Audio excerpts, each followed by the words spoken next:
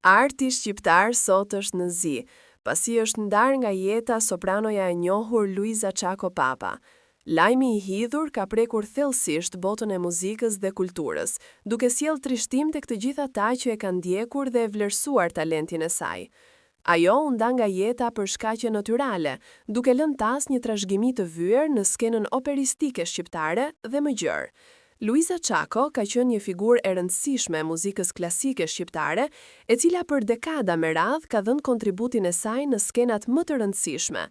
Ajo është vlerësuar për zërin e saj të fuqishëm, të pastër dhe emocional, që arrinte të përcillte tek publiku një emocion të rrallë. Çako ka interpretuar rolet shumëta në repertorin shqiptar dhe ndërkombëtar, duke u bërë një emër i dashur për ardashësit. E shoqja e të madhit Gaço Çako, një tjetër ikonë e operës shqiptare, Luiza, ka qenë jo vetëm një artiste, por edhe një bashkëshorte dhe nën e përkushtuar. Familja e saj është e lidhur ngushtë me muzikën, pasi edhe i biri, kantautori i njohur Piro Çako, ka ndjekur rrugën artistike duke ndërtuar një karrierë të spikatur në muzikën moderne shqiptare. Kjo e bën familjen Çako një nga familjet më të rëndësishme në historinë e artit shqiptar. Kontributi i saj nuk kufizohet vetëm tek interpretimi, por edhe tek edukimi i brezave të rinj.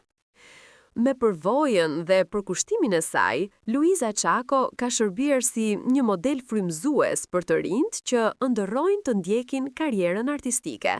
Zëri dhe arti i saj do të mbeten një pasuri e përhershme e kulturës sonë kombëtare. Ikja e saj shënon një humbje të madhe për muzikën dhe artin shqiptar, por trashëgimia që ajo kalon pas është e pavdekshme.